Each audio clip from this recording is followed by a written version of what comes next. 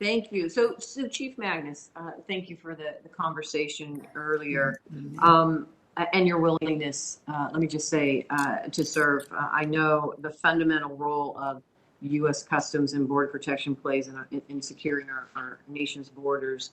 And believe me, I have traveled to the southern border multiple times, not only as a senator here representing the state of Nevada, but as the Attorney General for the state of Nevada, to see not only the firsthand challenges that Border Patrol agents face, but also to address what there has been conversation this morning on, which is transnational criminal enterprises that continue to engage in drug trafficking, human trafficking, money laundering, and weapons trafficking across the border. And let's be clear, when we talk about borders, my understanding is my colleagues, everybody's talking about the southern border only. And so let me ask you this, because isn't it true that these multinational corporations, these criminal enterprises that we have been trying to address, have been really engaging in this criminal conduct, illicit narcotics trafficking, money laundering, human trafficking, weapons trafficking, really now for decades? Isn't that correct? Particularly out of Mexico.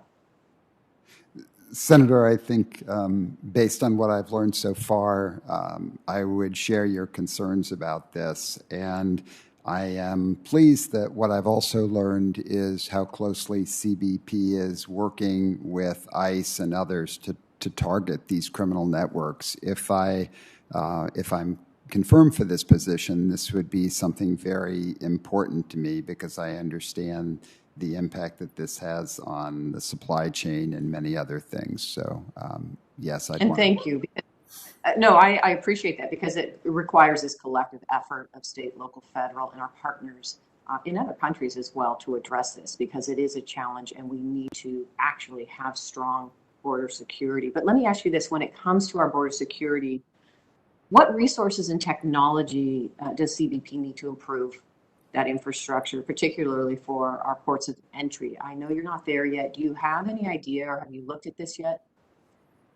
Well, Senator, I appreciate the question because, as I've come to learn so far, and again, admittedly, looking at this from an outsider's perspective, the border security has to be addressed through a combination of things. I think technology is a very important piece, and the use of unmanned aerial surveillance of different types, various sensors that can help us see into Mexico to figure out what may be coming our way, technology that allows our Border Patrol officers to communicate more effectively with each other in difficult terrain or across longer distances.